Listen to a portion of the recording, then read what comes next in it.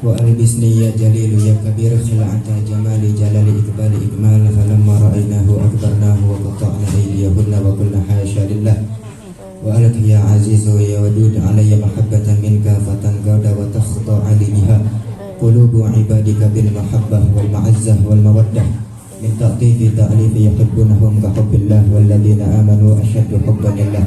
السلام عليكم ورحمة الله وبركاته. Alhamdulillah Rabbil Alamin wa bihi nasta'inu ala umuri dunya wa din. Wassalatu wassalamu ala ashrafil anbiya'i wal mursalin Sayyidina Muhammadin wa ala alihi wa sahbihi ajma'in. Amma ba'd, farabbi syrah li sadri wa yassir li amri wa hlul 'uqdatan min lisani yafqahu qawli. Subhanaka la ilma lana illa ma 'allamtana innaka antal alimul hakim. Alhamdulillah. Para hadirin jemaah sekalian rahimakumullah, yang sama-sama kita muliakan pemimpin daripada Majelis Ta'lim At-Taubah Al-Ustaz Abdul Aziz, dan yang saya muliakan kepada bapak-bapak, ibu-ibu, sadayana semuanya. Mudah-mudahan diberikan sehat walafiat, panjang umur, luas rezekinya. Orang nuntut ilmu rezekinya pasti gede. Kalau misalkan nggak gede, berarti hadisnya palsu. Kenapa? Karena Rasul Sallallahu Alaihi Wasallam bersabda, "Talabul ilm takaffalallahu birizqih." Para penuntut ilmu itu betul-betul ditanggung rezekinya oleh Allah Subhanahu Wa Taala. Karena rezeki itu terbagi menjadi 3. Ya Bu ya. Rezeki terbagi menjadi 3. Ada rezeki am, ada khas lil khas. Rezeki am itu yang ada rezeki yang umum, semua kafir, mukmin, iblis, binatang semuanya ya berdapat rezeki dari situ. Kenapa? Karena dunia ini jauh lebih hina daripada sehelai sayap nyamuk gitu. Seandai kata dunia ini memiliki harga di hadapan Allah Ta'ala sehelai sayap nyamuk, orang kafir nggak bakalan dapat minum ya. Jadi yang pertama, rezeki itu ada am namanya. Rezeki apa tadi? Am, umum. Jadi semuanya tuh, yang kafir, yang muslim, yang maksiat, yang taat, yang putih, yang hitam, yang tinggi, yang pendek, semua binatang dapat semuanya tuh. Jadi rezeki umum. Ada rezeki khas. Rezeki khas itu untuk siapa? Yaitu untuk para penuntut ilmu. Kalau yang kafir aja bisa mendapatkan rezeki dari rezeki yang umum, bagaimana dengan para penuntut ilmu? Jadi para penuntut ilmu itu rezekinya double tuh. Khas, mendapatkan khas. Rezekinya beda ya. Tapi ada khas lil khas, khusus dari yang khusus. Itu siapa? Untuk ahlul baitin Nabi Sallallahu Alaihi Wasallam yang mereka menuntut ilmu. Yang nggak menuntut ilmu mungkin nggak dapat dari bagian ini. Khas yang pertama karena dia sebagai ahlul bait, khas yang kedua karena dia sebagai penuntut ilmu. Jadi dia dapatnya double tuh. Khas lil khas, khusus dari yang khusus, lebih khusus lagi tuh. Kalau ruangan VIP gitu. Ya. Ala kulli hal. Jadi para penuntut ilmu ini rezekinya sudah ditanggung oleh Allah Subhanahu wa Ta'ala. Talabul ilm takaffalallahu birizqih. Penuntut ilmu itu sudah ditanggung rezekinya oleh Allah Subhanahu wa Ta'ala. Tapi di saat kita nuntut ilmu ya, jangan cibang sebatas didengar. Minimal kita mengamalkan meskipun seumur hidup. Tapi jangan dijadikan dalil, udahlah gue ngamalin sekali aja, udah besok-besok orang. Jangan. Karena sebagian para ulama mengatakan al-ilmu hujjatun alaik hatta amil tabihi. Ilmu itu bisa menyengsarakan kita. Sampai kapan? Sampai kita mau mengamalkannya. Ilmu jadi beban nanti di akhirat kalau nggak ngamalin. Bahkan siksaannya itu dalam Sofwatul Zubat, fa'alimun bi'ilmihi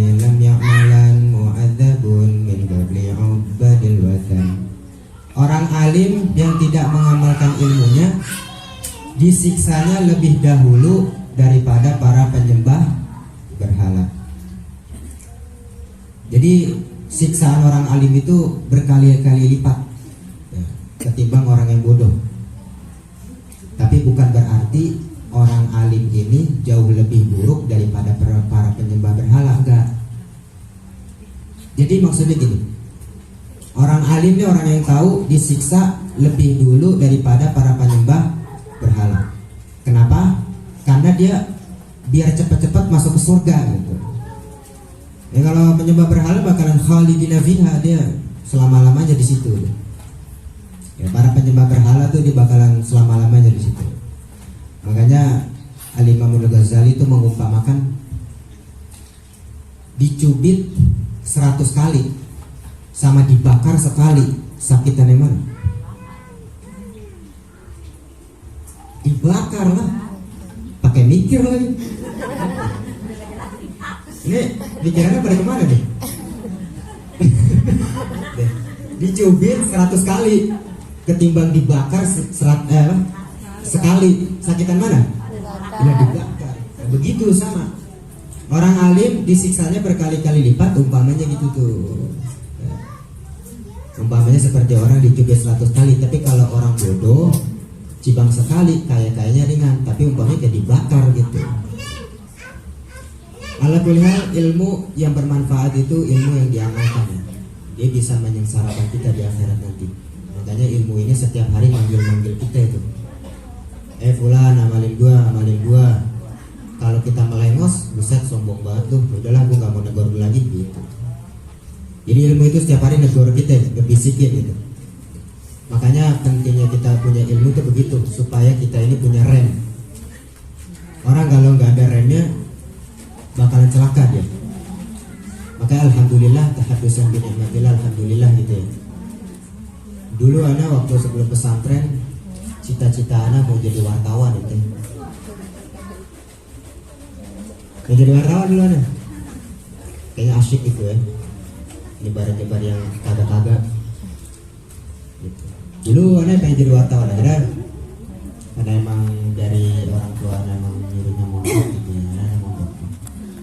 Itu subhanallah ada dikasyaf oleh salah seorang ustadz gitu ya. Beliau guru anak gitu. Apa kata beliau?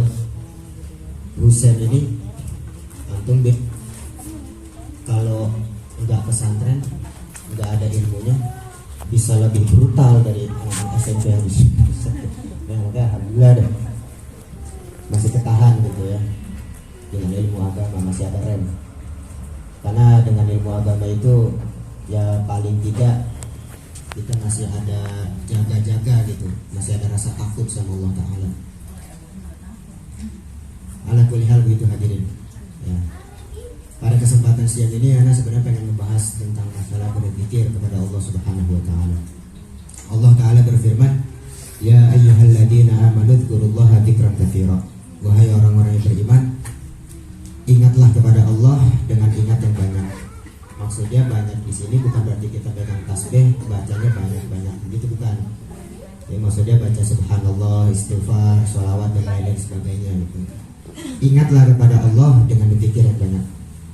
Fadzakir fa inna dzikra tanfa'ul mu'minin. Ya, selain daripada kita berzikir kepada Allah Ta'ala, kasih peringatan juga terhadap saudara-saudara kita yang lain. Karena saling memberikan peringatan dapat memberikan manfaat terhadap orang-orang muslim. Ya kita berzikir kepada Allah Ta'ala. Al-humum wal-humum. Gelisahan itu tidaklah terjadi melainkan di saat hati kita ini jauh dari Allah Ta'ala ya. Makanya coba lihat orang-orang di Jepang, orang-orang yang ada di negara-negara komunis yang gak punya agama. Banyak di antara mereka yang pada bunuh diri. Kenapa? Karena gak punya agama. Gelisah dia punya hati. Bahkan kalau kita lihat tuh di media sosial gitu ya, mereka ini sampai ada pendaftaran untuk bunuh diri. Dan kebanyakan di antara mereka yang mendaftarkan bunuh diri ini karena alasan mereka nggak bisa tidur selama 3 hari 3 malam. Karena dalam keadaan kondisi hatinya ini nggak tenang. Kenapa nggak tenang? Ya karena tujuan hidup mereka yang ada di otak mereka itu dunia, dunia, dan dunia. Mereka nggak punya agama. Makanya sesumpak-sumpuknya antum orang dalam masalah dunia, sampai orang sampai bunuh diri kan? Ya, alhamdulillah. Kenapa? Karena masih ada iman kepada Allah Ta'ala. Bagaimana kuncinya? Yaitu tadi at-taqarrub ilallah. Alladzina amanu wa tatma'innu qulubuhum bi dzikrillah. Ini ayat-ayat ini nih sebenarnya yang sering antum dengar. Cuman paham gak tuh artinya apa? Alladzina amanu wa tatma'innu qulubuhum bi dzikrillah. Ala bi dzikrillah tatma'innul qulub. Emang begitu sih manusia, kayak sama kayak ada ustadz atau habib ceramah tentang kematian. Kita harus bersabar ketika mendapatkan musibah. Qala Rasul, qala Allah Ta'ala, lempangan keluarganya mati, dia sedih. Itu dia yang tadi Anda bilang, fadzakir fa inna dzikra tanfa'ul mu'minin. Bukan berarti si itu habib atau itu ustadz nggak tahu ayatnya, karena di saat itu emang dia lagi ngerasain gitu. Maka perlu orang yang harus mengingatkan dia gitu.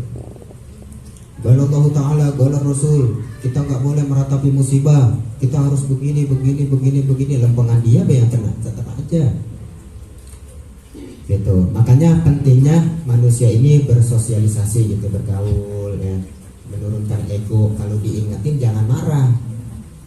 Nah, kadang-kadang kita ini kalau ditegur sama yang lebih muda atau yang ini merasa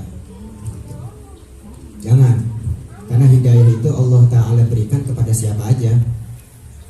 Antum mendengar tausiahana atau mendengar tausiah Habaib Al-Imam Al-Qutub, mungkin belum tentu antum dapat hidayah. Kemungkinan besar dapat, tapi belum tentu. Bisa jadi antum dapat hidayah karena melihat gelagat orang gila. Paham gak? Karena melihat gelagat orang gila, antum bisa dapat hidayah, bisa aja. Misal, ada orang terjebak minum khamar, sehari-hari minum khamar, mabuk, boleh ya mabuk dia. Dinasihatin sama ustaz, sama ini, mahabib, apa dan sebagainya, kagak berubah-berubah, belum tentu dia dapat hidayah. Tapi begitu dia melihat orang gila, kemudian dia mabuk, celeng, dia nyungsep ke got, bisa aja dia dapat hidayah. Asal dia mau menurunkan ego. Ya, makanya ego itu penutup hidayah itu begitu hadirin. Ya hasil gitu. Emang antum ini mungkin berada dalam kondisi yang sama seperti saya, kita semua. Makanya kita saling mengingatkan gitu. Al-humum wal-gumum, keresahan yang sudah terjadi dan kegelisahan yang belum terjadi diakibatkan karena jauhnya kita dari Allah Ta'ala gitu. Kan musibah ini datang enggak tiba-tiba. Kadang musibah ada dua hal yang bisa dipetik pelajarannya. Antara itu teguran karena kita udah lalai semakin jauh sama Allah, antara Allah Ta'ala ingin meninggikan derajat kita. Musibah yang ada tuh seperti itu hakikatnya. Dan bahkan musibah juga rahmat bagi orang yang beriman, tapi azab buat orang yang sering bermaksiat. Rahmat musibah itu, kenapa? Ya karena Allah Ta'ala idza ahabballahu abdan ibtalah. Kalau manusia senang sama orang, pasti antum bakalan nempel banget sama dia, ya kan? Bakalan berkorban gitu ya, dikerahkan segala macam dunianya, pikirannya, semua buat orang yang kita sayang. Jadi kalau Allah Ta'ala, kalau cinta itu bukan ngasih kita hajat begini-begini, enggak, malah diuji kalau Allah Ta'ala gitu. Manusia itu kalau misalkan Allah Ta'ala cinta sama seorang hamba itu ibtalah, Allah bakalan uji. Kembali lagi tuh, al-gumum wal-gumum, keresahan yang sudah terjadi dan keresahan yang belum terjadi diakibatkan karena hati kita ini memang Allah tegur gitu ya, karena saking jauhnya, atau mungkin karena Allah ingin meninggikan derajat seseorang. Allah Ta'ala berfirman, ya ayyuhalladzina amanu dzkurullaha dzikran katsira. Wahai orang-orang yang beriman. Kalau yang tidak beriman tidak hai. Wahai orang-orang yang beriman, ingatlah Allah Ta'ala dengan zikir yang banyak gitu. Makanya Habib Al-Qib, siapa itu? Ibn Abdullah bin Husain bin Tahir ngumpulin anak-anaknya. Ya aulad, ayo nanti kita masuk bulan puasa. Siapa di antara kalian yang pengen baca Al-Qur'annya nambah? Siapa di antara kalian pengen baca salawatnya ribuan kali? Semua angkat tangan. Saya. Terus jujurnya nanya, Jit bulan puasa baca apa? Kalau Jit udah gak ada waktu. Kenapa? Karena dalam sehari semalam sholawat 25.000, istighfar 25.000, ya tasbih 25.000, jadi waktunya habis. Mungkin ada di antara ente orang semua yang mau menjual waktunya, sini saya beli, kata Habib Hussein, Habib Abdullah bin Hussein bin Tahir, pengarang Qasidah Ya Arhamar Rahimin. Ya Arhamar Rahimin itu pengarang Qasidah itu. Sholawatnya, tasbihnya dan sebagainya itu 25.000 semua, nggak kurang dan nggak lebih. Ala kulli hal hadirin. Jadi zikir ini adalah silahul mukmin, doa atau zikir senjata bagi orang yang beriman. Orang kalau nggak punya apa-apa, hanya harapan aja sebenarnya. Orang kalau masih punya harapan, insya Allah masih diarahkan sama Allah Ta'ala. Berharap. Ana inda zanni abdi bi. Saya nih, kata Allah Ta'ala, tergantung perasaan hambaku. Faliyazun nabi masya'a. Hendaknya dia berprasangka denganku, terserah dia. Kalau misalkan kita lagi pusing, kata belangsak bersih gua hari ini, jangan ngomong kayak gitu. Belangsak beneran yang ada gitu. Kata aku takran bersih ini hidup begini, bata capek gua, ada duit apa dan sebagainya. Jangan begitu. Istighfar dah buru-buru. Karena dikhawatirkan ketika dia ngomong kayak gitu tuh dia berprasangka yang enggak sama Allah Ta'ala gitu. Dia bilang tapran berarti kan dia sama halnya mengkritik Allah Ta'ala tuh. Hidupnya tapran, ya udah tapran berarti. Ana anda zanni abdi bi. Saya ini tergantung prasangka hambaku. Ala kulli hal, makanya zikir yang tadi saya bilang adalah silahul mukmin, senjata bagi orang yang beriman. Oh subhanallah, ajib zikir. Ya. Salah satu amalan yang bisa menjauhkan diri kita dari maksiat itu memperbanyak ibadah dan zikir sama Allah Ta'ala. Jadi waktu itu anak ngaji Sabtu pagi sama Sayyidul Walid Habib Umar bin Ibrahim As-Sagaf. Dan pengajian itu beliau cerita tentang seorang ahli ibadah. Jadi ada seorang ahli ibadah nih, rajin ibadahnya. Anak ceritanya lupa ingat sih, lupa ingat. Walhasil begini. Jadi ada orang ahli ibadah nih, rajin dia. Gak tahu kenapa nih tiba-tiba kayak dia ini timbul rasa syahwat gitu. Timbul rasa syahwat, kepengen BO gitu. Paham ya? Pengen nyewa gitu. Karena disewa nih perempuan nih, bayar sekepok gitu. Begitu udah buka baju dan sebagainya, udah tinggal eksekusi. Udah tinggal eksekusi. Tiba-tiba Allah Ta'ala berikan rasa takut di dalam hatinya. Pucat dia punya muka, gemeteran ke badannya tuh. Karena gak jadi. Cewek bilang, mas ini udah bayar gimana? Udah sedekah buat lu deh. Ada tinggalin, dia balik ke rumahnya. Si perempuan ini penasaran, siapa sih ini? Jarang-jarang kan ada orang udah tinggal eksekusi, udah dibayar kok malah ditinggal gitu. Cari-cari tahu rumah nih seorang ahli ibadah nih. Cari tahu, ditunjukin sama orang, no di sana no rumahnya no. Datengin, didatengin, si alim ini kaget, rasa takut gitu. Lu mau ngapain kan? Kata si cewek, udah tenang aja, gue di sini mau tobat sama Allah Ta'ala. Karena udah tuh dibimbing sama si alim tobat gitu. Setiap hadir pengajian dia hadir, ini alim ngajar dia hadir, dibimbing tobatnya. Sampai akhirnya si cewek ini sama si alim nikah. Dari pernikahannya itu melahirkan 7 orang nabi. Ya subhanallah loh. Kenapa? Tadi si alim bisa selamat dari maksiat karena dia banyak beribadah kepada Allah Ta'ala, berzikir, baca wirid. Ya apalagi di akhir zaman ini dengan fitnah banyak, virus-virus pemahaman yang kagak danta tuh banyak. Makanya ala kulli hal dari setiap kampung ini masih dijaga sama ustadz-ustadz, sama habib-habib yang berpemahaman akidah Asy'ari itu aswaja, alhamdulillah. Kalau dunia perkuliahan ini sekarang udah rusak lah. Orang-orang Wahabi itu nyerangnya ke situ deh. Wahabi, Syiah, liberal, bahaya deh. Makanya saya punya guru tuh Al-Walid Abdurrahman, di fotonya nih, Abdurrahman bin Ahmad As-Segaf, beliau bilang kalau ada orang ya datang ke kampung kita ngedoktrin kita nih, ini ada haram, ini bid'ah dan lain sebagainya, tujuan dia untuk menjauhkan diri kita dari apa yang sudah dilakukan oleh para habaib, maka jangan didengar omongannya tuh, meskipun dia bawa dalil satu truk. Dia bawa dalil satu truk nih, tapi tujuannya untuk menjauhkan kita dari amalan-amalan yang sudah kita lakukan nih, jangan didengerin omongannya. Kalau kulihat kita baca ratib. Jadi ratib apa yang kita baca? Ratibul Aqtas, Ratibul Haddad. Ratibul Aqtas ada, dia ini perlindungan dari luar. Ratibul Haddad ini perlindungan dari dalam. Ya, jadi kalau misalkan ada sesuatu hal yang ingin menyerang antum dari luar, Ratibul Aqtas yang maju.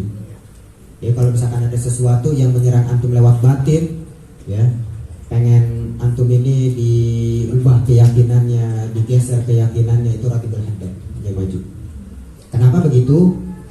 Karena zikir-zikir yang ada di Ratibul Aqtas, kalau yang saya baca itu emang buat sesuatu yang kayak disantet, disihir, dijahatin orang, itu kan sesuatu yang dari luar gitu.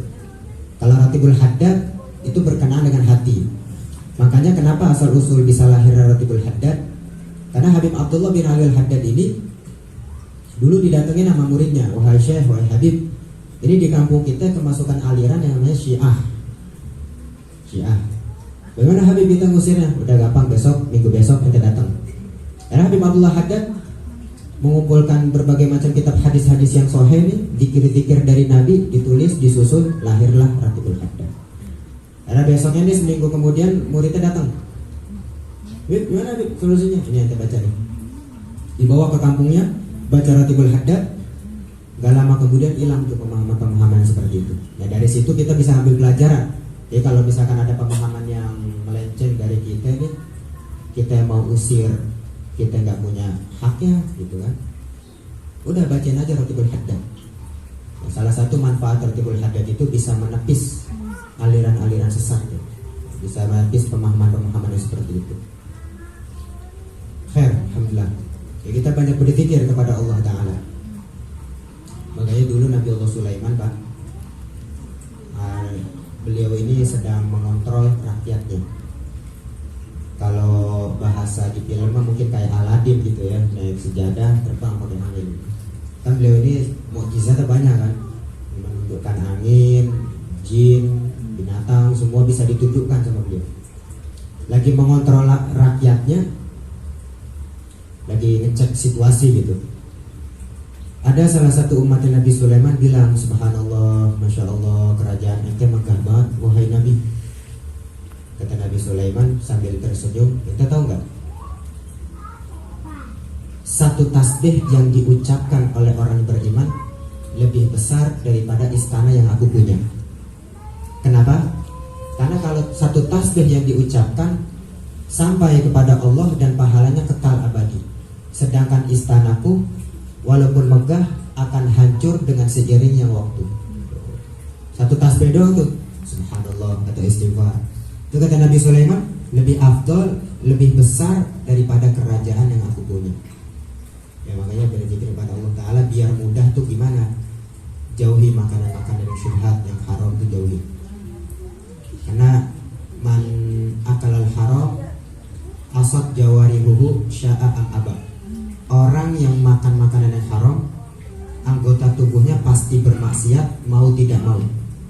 Mau tidak mau dia pasti bermaksiat. Yang haram, yang riba tuh. Ya jangan sama pinjaman-pinjaman online tuh. Ya, ada nggak yang suka pinjam online di sini?